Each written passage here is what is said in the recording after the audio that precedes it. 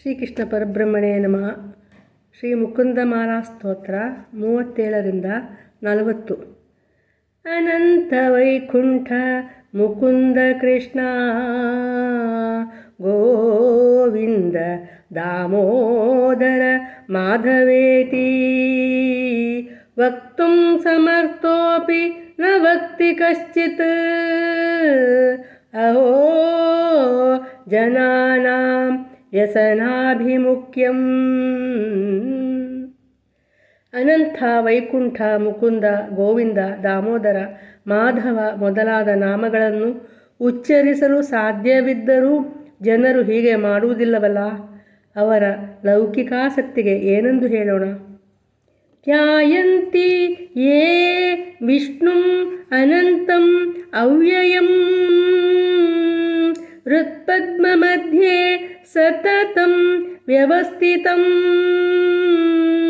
ಸಮಾಹಿತಾನಾಂ ಸತತ ಅಭಯಪ್ರದಂ ತೇ ಯಾಂತಿ ಸಿದ್ಧಿಂ ಪರಮಾಂ ಚ ವೈಷ್ಣವೀಂ. ಯಾವ ಭಕ್ತರು ಅನಂತನೂ ನಾಶರಹಿತನೂ ಸರ್ವರ ಹೃದಯ ಕಮಲದಲ್ಲಿ ನೆಲೆಸಿದವನೂ ಆದ ಅಭಯಪ್ರದಾಯಕ ವಿಷ್ಣುವನ್ನು ಸ್ಮರಿಸುವರೋ ಅವರಿಗೆ ವೈಕುಂಠ ಲೋಕದಲ್ಲಿ ಸ್ಥಾನ ಸಿಗುತ್ತದೆ. ಇದೇ ಮೋಕ್ಷ ಹಾಗೂ ಶ್ರೇಷ್ಠ ಸಿದ್ಧಿಯಾಗಿದೆ. ಕ್ಷೀರಸಾಗರ ತರಂಗ ಶ್ರೀಕರ ಸಾರ ತಾರಕಿತ ಚಾರುಮೂರ್ತಯೇ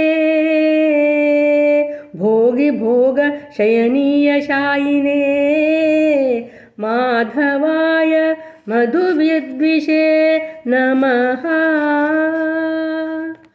ಪಾಲ್ಗಡಲಲ್ಲಿ ಪವಡಿಸಿರುವ ಶ್ರೀಹರಿಯ ಸುಂದರ ರೂಪಿನ ಮೇಲೆ ಅಲ್ಲಿನ ಅಲೆಗಳ ನೀರಹನಿಗಳು ಬಿದ್ದು ನಕ್ಷತ್ರಗಳಂತೆ ಮಿನುಗುತ್ತವೋ ಆನಂದಮಯ ಶರೀರಿಯೂ ಶೇಷಶಾಯಿಯೂ ಆದ ಆ ರಮಾಪತಿ ಮಧುವೆಂಬ ದೈತ್ಯ ಸಂಹಾರಿಗೆ ನಮೋ ನಮಃ.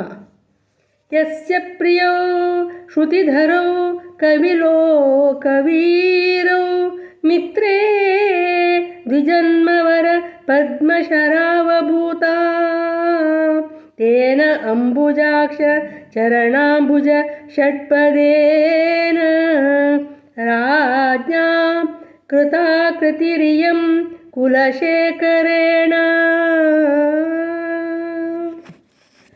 ಯಾವ ರಾಜ ಕುಲಶೇಖರಿಗೆ ಶ್ರುತಿಧರ ಪದ್ಮಶರರೆಂಬ ಶ್ರೇಷ್ಠ ಪಂಡಿತ ಮಿತ್ರರಿದ್ದರೋ ಪುಂಡರೀಕಾಕ್ಷನಾದ ನಾರಾಯಣನ ದಿವ್ಯ ಚರಣಕಮಲದಲ್ಲಿ ದುಂಬಿಯಂತೆ ಆಸಕ್ತರೋ ಅವರಿಂದ ಈ ಮುಕುಂದಮಾಲಾ ಸ್ತೋತ್ರವು ರಚಿತವಾಯಿತು. ಇಲ್ಲಿಗೆ ರಾಜ ಕುಲಶೇಖರರ ವಿರಚಿತ ಮುಕುಂದಮಾಲಾ ಸ್ತೋತ್ರ ಮುಗಿಯಿತು.